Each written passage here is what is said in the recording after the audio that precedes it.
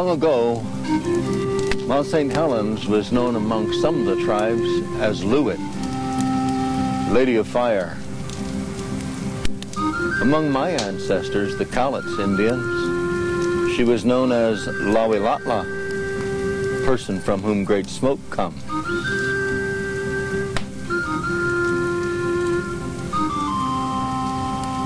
Loowit, Lady of Fire, faithfully kept the sacred fire, the only fire in the world. The Indians from the north, the south, the east, the west came to her to borrow her fire for her faithfulness. The great chief of the above, Hayasokali-Tai, granted her one request: to be young and beautiful.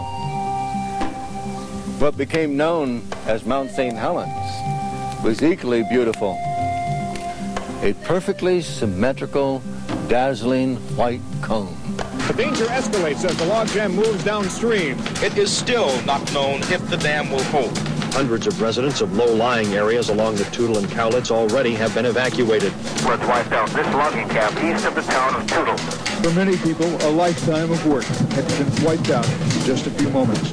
When Mount St. Helens erupted on May 18th, 1980, it would change forever what had long been one of the Pacific Northwest's most beautiful landmarks. Gone was Mount St. Helens' perfectly symmetrical white cone and surrounding forests brimming with life. Gone, too, was much of the original State Route 504, the road to Mount St. Helens, buried in 3 billion cubic yards of mud and debris in the Toutle River Valley. This is the story of rebirth and rebuilding, and the many unique challenges of providing drive-up access to a new kind of natural wonder. Newly created Mount St. Helens National Volcanic Monument.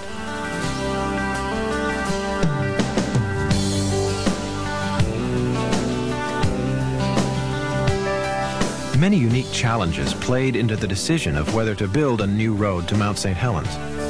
For one, the location was remote and the terrain rugged. The unique post-eruption environment was fragile.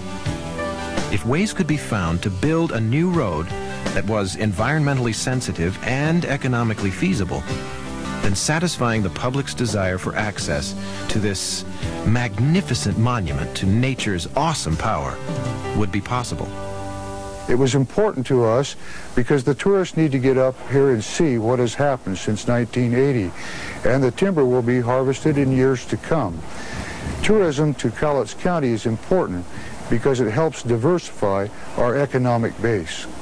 The original legislation for the monument provided that we should protect the environment, provide a place for scientific study, and also provide a place for the public to come and enjoy and learn about Mount St. Helens. By cooperating with the state, we were able to do all three of those things. We've got a location that is very sensitive to the science and the environment out here.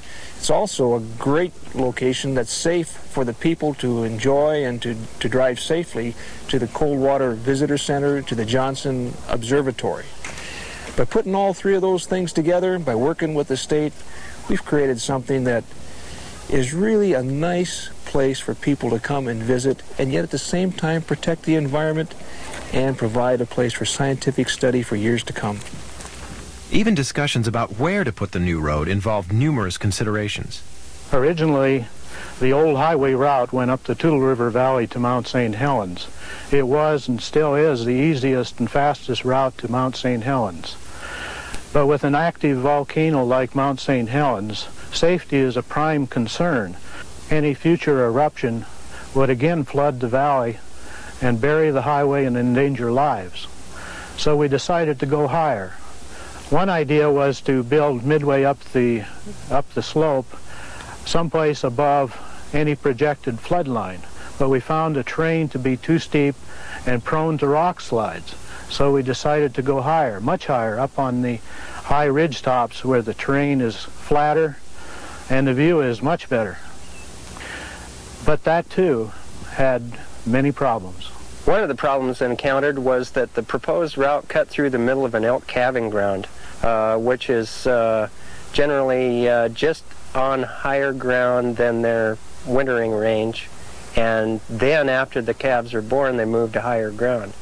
Because the proposed route cut through their migration corridor, we had to find ways to mitigate for that. Deciding to go along the ridgetops had its share of engineering and construction problems. Extensive geotechnical studies showed that the soils were prone to settlement and sliding, and we would also cross a number of avalanche chutes. But by using bridges, we were able to safely cross the avalanche chutes, and we could also avoid the steep and unstable canyons. One of the solutions was to keep the bridges high in the drainage and elevated above the streams, both to provide a migration corridor upslope for deer and elk moving to their summer range on the high ridgetops. Another reason was to protect the water quality and vegetation in the stream itself, and that provides fish and other wildlife habitat.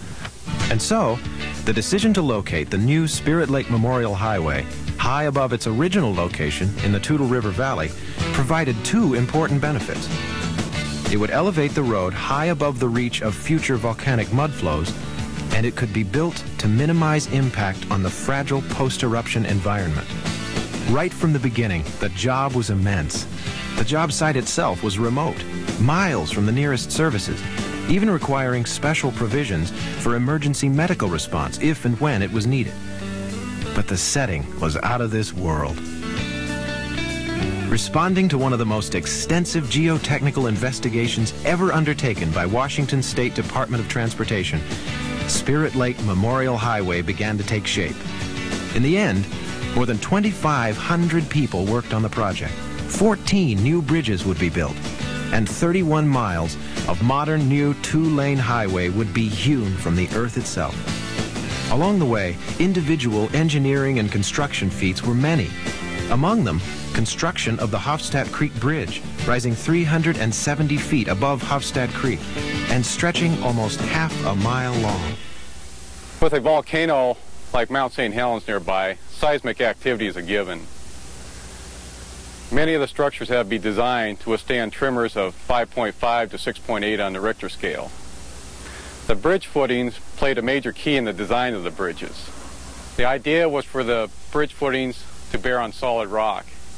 Here at Hofstadt Creek Bridge, that meant drilling through 18 to 35 feet of soil, then into solid rock. On the other three piers, where the soil layer was minimal, we were able to attach the bridge footings directly to solid rock. This was a typical procedure used on most of the bridges throughout the new alignment. Like any new job, this job presented its own unique problems. One of the main problems was just getting here. At the start of the job and throughout the course of the job, the access roads would change, sometimes even daily. When the weather would warm and the snow would melt, or there'd be a lot of rain, the river probably was going to change its course, and sometimes it'd wipe out the access road. There were times when people would be, say, right down at the bottom of the hill there, and the river would have cut across the road, and they'd have to turn around and go all the way back through Toutle, and around 2.5 hours over the top of the hillside, a completely different road. Or right down here on the ground by the columns and stuff, where it wasn't really that windy, it seemed like a normal day, but up on the top of the piers and working up in the middle of the canyon, it'd be almost unbearable sometimes. Innovation was a key. Up at Coldwater Creek Bridge in the monument area, the soils were so loose and full of moisture that in the event of an earthquake, liquefaction would occur. This meant we had to increase the compaction of the soil by 25% with a process called blast densification. It's the first time it's been done on a bridge foundation in the U.S. By drilling down in the loose soil and carefully placing explosives, we're able to condense the soil from the surface down to 140 feet, thus creating a dense island which enabled us to place the bridge footing on. Well, that was the hard part. Now comes the easy part, driving up the new Spirit Lake Memorial Highway. Let's go for a ride.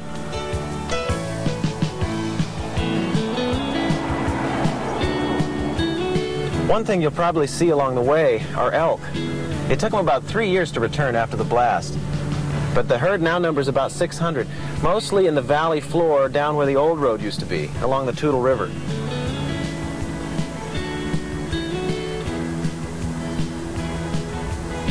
About 10 miles up the road from here, we'll enter the blast zone. From there, it's another 12 miles to the Coldwater Visitor Complex. But along the way, we'll stop and take a look at some of the unique things about this road that make it such a good neighbor for the environment. I'm driving by real quick, you wouldn't notice it. But right along here is some of the wetlands we put in. Let's take a look.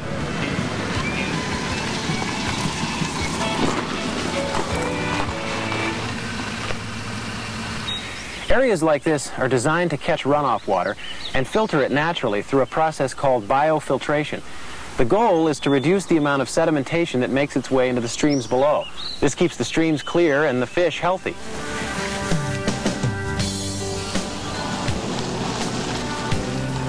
We're coming into the Hofstad viewpoint now.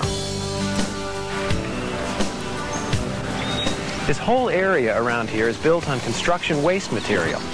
The result is a magnificent viewpoint.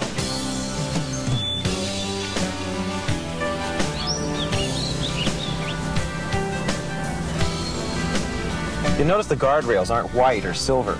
Special weathering steel guardrails were chosen instead so they'd blend in better with the natural colors. You won't notice any telephone poles or power lines along the way either. Utilities, including power, phone lines, and water lines, were buried in conduit along the way, totally out of view. You see this bank we're coming to? Now this is interesting. This is actually a big wall of construction waste material piled up and landscaped to blend in with the surrounding terrain. But it's here for a special purpose. Behind this wall and beyond the view of passing cars are elk calving areas. Basically, this wall is here to provide the elk with a little privacy. Right about here, near milepost 32, you can tell we're starting to enter the blast zone, though the trees in this area were replanted.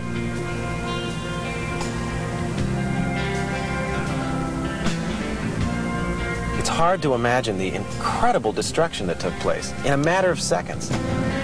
What a sight.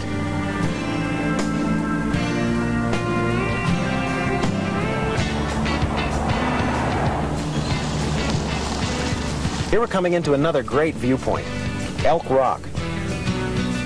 The whole viewpoint was actually carved out of the hillside, and the excavated rock was used in building the roadway. The engineers needed the rock, and that resulted in this incredible observation point. Traveling on the road surface itself, it's hard to really appreciate how well this road sets into the environment. But get above it, and you begin to understand how little of this magnificent natural landscape was actually touched. Sometimes the landscape was touched, but you wouldn't know it. Like these logs or snags along here. They all had to be removed during road construction, but afterwards they were returned to their original positions to keep the integrity of the landscape intact.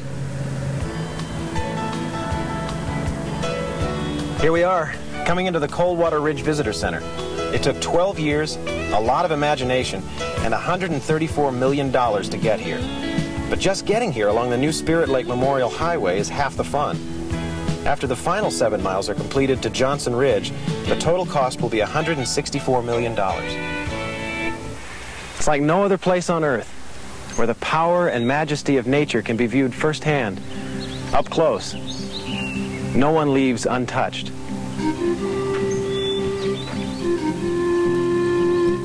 For her faithfulness, the great chief of the above, Hayasughalitai, asked Loowit to name one wish. Her desire was to be young and beautiful. And through her endless cycles of renewal and rebirth, she remains new, youthful, and beautiful today.